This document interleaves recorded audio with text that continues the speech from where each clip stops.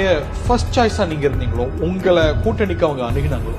ஒவ்வொருத்தருக்கும் ஒரு இன்ட்ரெஸ்ட் இருக்கலாம். இன்னைக்கு தமிழக வெற்றி கழகத்து மேல ஒரு ஃபர்ஸ்ட் சாய்ஸ் இருக்குன்னா எங்களுடைய வளர்ச்சி, எங்களுடைய ஓட் பர்சன்டேஜ்.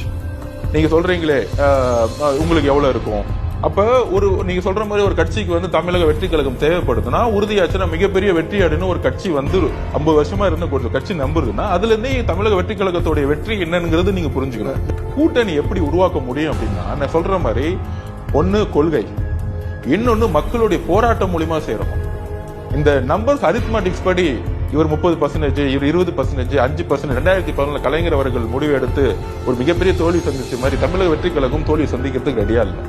நாங்க மக்களுடைய சந்திப்புகளை மிகப்பெரிய ஒரு திட்டங்களோட பயணத்தை உருவாக்கின பிறகு மக்கள் சந்திப்புகளை தெரியும், போராட்டங்கள் மூலியமா எந்தெந்த கட்சிகள்லாம் நாங்க சேர முடியும் தெரியும். அந்த மக்கள் போராட்டங்கள் மூலியமா எதிர்கால திட்டங்களை உருவாக்கும் பொழுதுதான் சேர முடிஞ்சு வெற்றி பெற முடியுமே தவிர ஒரு பெரிய கட்சிக்கு 20% இருக்கு, நம்ம கிட்ட ஒரு 30% இருக்கு, வெற்றி பெறுவோங்கிற நம்பிக்கை எங்களுக்கு கிடையாது. எங்களோட அஜெண்டா ரொம்ப தெளிவா இருக்கிறோம், எங்களுடைய திட்டங்கள் ரொம்ப தெளிவா இருக்கு.